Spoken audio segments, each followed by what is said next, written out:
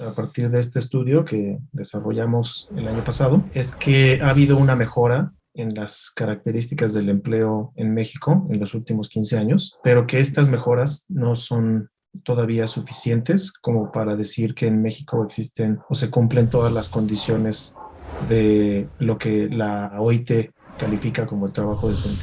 Es un concepto multidimensional que involucra varios aspectos del mercado laboral y claramente México ha tenido un avance importante en varios rubros, pero quedan todavía algunos rezagos importantes. En México, la proporción de mujeres que están en edad de trabajar y que de hecho participan en la fuerza laboral es mucho menor a la proporción de hombres en la misma condición, mientras que aproximadamente el 75% de los hombres que están en edad de trabajar participan en la fuerza laboral. En el caso de la mujer, este porcentaje ronda el 40%. Claramente existe una inequidad en la participación laboral entre géneros. Y estos porcentajes, pues lo que nosotros vemos a partir del análisis de las tendencias que hicimos en este estudio del CIMAD, pues no se han movido, prácticamente no se han movido en los últimos 15 años. Es precisamente uno de los puntos en los cuales vemos que hay todavía un rezago importante. En cuanto a las mujeres que están en posiciones de alta y media dirección, lo que vemos es un incremento constante en el periodo 2005 al 2020,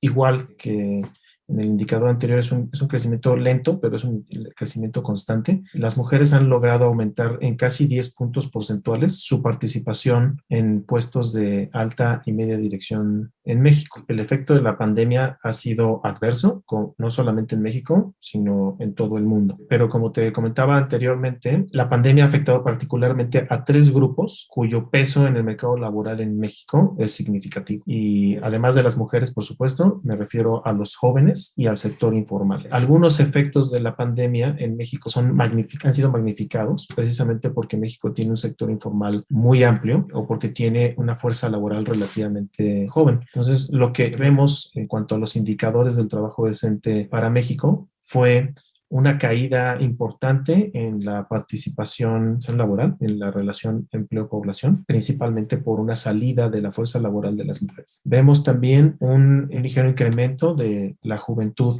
que no está estudiando, que no está trabajando y que no se está capacitando, precisamente pues a raíz del cierre de las escuelas o del cierre del mercado laboral en general a partir de la pandemia. Hay un aumento importante en cuanto a la pobreza laboral. Esto significa, la pobreza laboral se refiere a si los ingresos que las personas reciben por su actividad laboral son suficientes para cubrir la canasta mínima de bienestar que establece el Coneval para medir la pobreza en México. El Coneval cada mes publica una cifra que equivale al valor de una canasta mínima de bienes que cualquier persona debería de poder acceder para salir de la pobreza. Esta pobreza laboral en México había aumentado de manera constante y muy preocupante del 2005 hasta el año 2018. En el año 2018 comenzó a incrementarse el salario mínimo, lo que contribuyó a una disminución de este indicador de pobreza laboral. Hubo una disminución importante en este sentido. Este avance se perdió lamentablemente pues por la pandemia. La pandemia vino precisamente a borrar cualquier ganancia que se hubiera podido lograr en los últimos 2, 3 años en este respecto. El tiempo libre precisamente es uno de los indicadores que establece la OIT, la Organización Internacional del Trabajo, para medir una dimensión adicional de lo que sería el trabajo decente. Idealmente, una persona tendría una jornada laboral de 48 horas a la semana máxima. Una jornada más allá de 48 horas a la semana se considera ya un trabajo, una jornada excesiva y puede tener efectos negativos para la salud, puede incrementar los riesgos de trabajo, ¿no? Puede incrementar la probabilidad de que tengas un accidente o también puede ser un indicador de que te están pagando un salario inadecuado, ¿no? Que te obliga a trabajar más horas precisamente, ¿no? Que tu sueldo principal no es suficiente para cubrir tus necesidades en una jornada tradicional de 48 horas y por lo tanto te ves obligado a trabajar más horas. Uno aspiraría a tener una jornada laboral máxima de 48 horas semanales, lo que nos deja